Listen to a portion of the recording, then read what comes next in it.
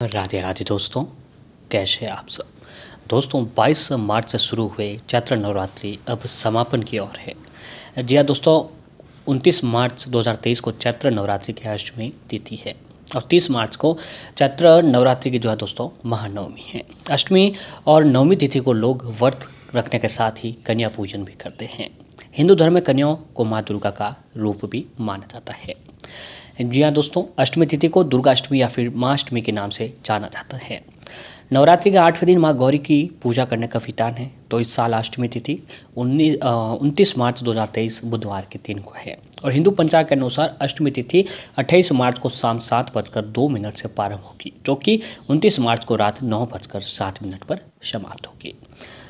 दोस्तों वहीं बात की जाए तो महानवमी जो है, जी हाँ दोस्तों, आज 29 मार्च माँ अष्टमी थी। कई लोग आज के दिन कन्या पूजन करते हैं, तो कई लोग जो है माँ नवमी के दिन पूजा आराधना कन्याओं का पूजा आराधना करते हैं। तो दोस्तों महानवमी के कन्या पूजन का शुभ मुहूर्त क्या है कि महानवमी नवरात्रि का 9वां दिन है। इस दिन माँ दुर्गा के 9वें अवतार माँ सिद्धिदात्री जी की पूजा की जाती है।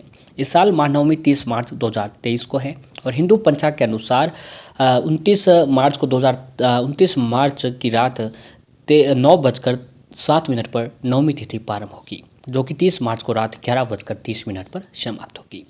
इस साल नवमी तिथि पर गुरु पुष्य योग, अमृत सिद्धि और स्वार्थ सिद्धि योग भी बन रहे हैं। महानवमी के दिन किस मुहूर्त पर कन्या पूजन करें, तो दोस्तों स्वार्थ सिद्धि योग जो है 30 मार्च प्रातः सुबह 6:14 से 31 मार्च प्रातः 6:12 तक को रहने वाला है।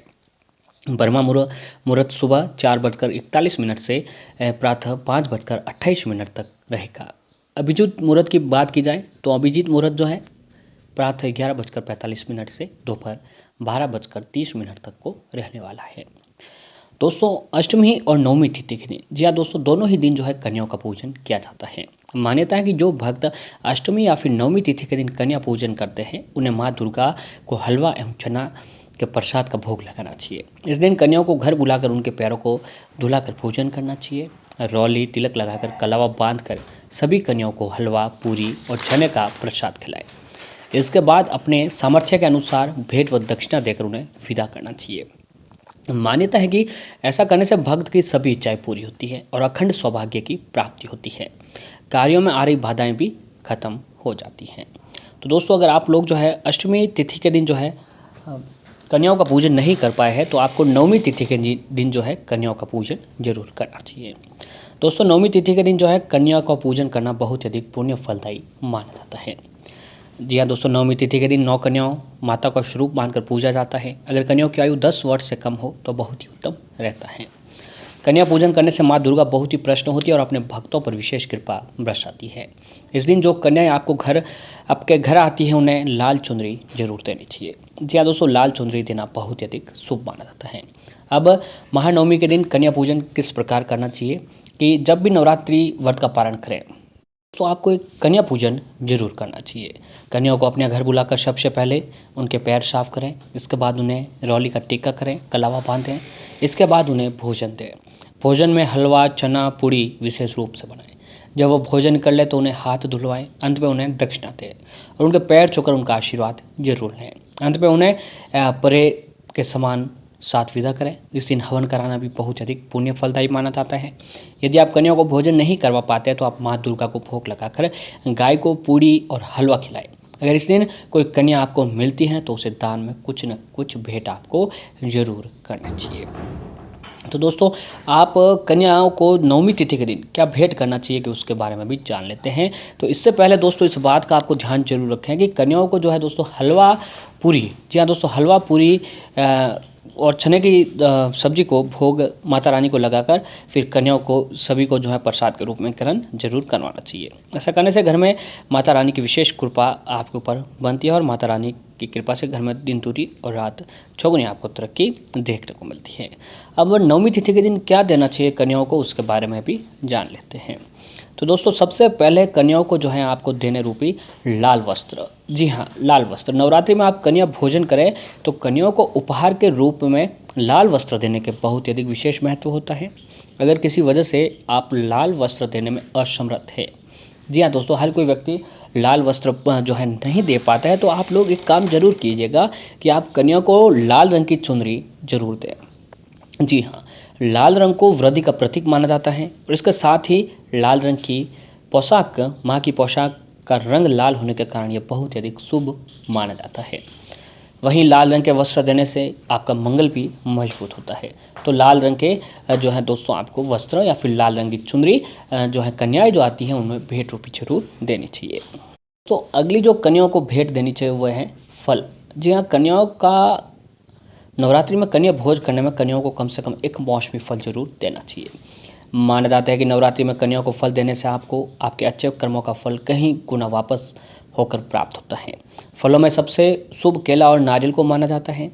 माना जाता है कि केला भगवान विष्णु जी का प्रिय फल है और नारियल यानी श्रीफल माता लक्ष्मी जी का प्रिय है।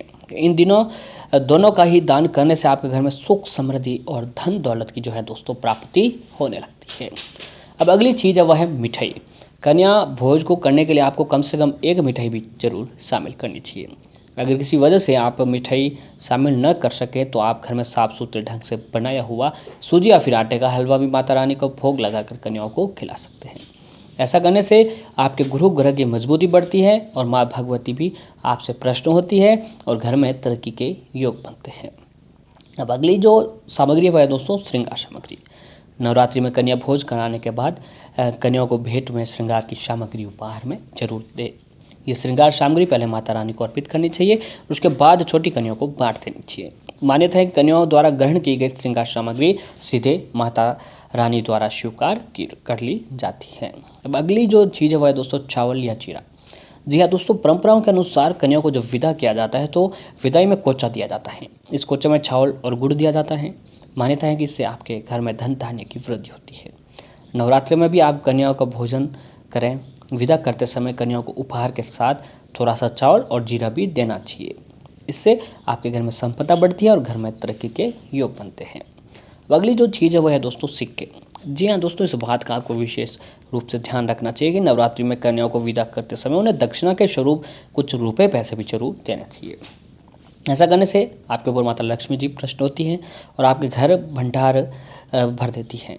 हो सके तो कन्याओं को अपने सामर्थ्य के अनुसार 11, 21 या फिर 51 रुपये कन्याओं को जरूर भेंट करनी चाहिए। तो दोस्तों, ये कन्या भोजन करवाते समय आप ये सभी चीज़ें कन्याओं को जरूर देनी चाहिए। तरक्की के योग बनते हैं, माता रानी की कृपा होती है और माता रानी की कृपा से घर में दिन दुनी और रात चौगुनी आपको तरक्की देखने को मिलती है। तो दोस्तों, पूर्ण निष्ठा, विश्वास और श्रद्धा के साथ ये सारे काम आप जो है नवरात्रि के इस महान पर्व यानी दोस्तों नवरात्रि की महानवमी के दिन जो है आपको जरूर करनी चाहिए। माता रानी की कृपा आपके ऊपर बनी रहेगी। घर में तरक्की के योग बनने लगते हैं।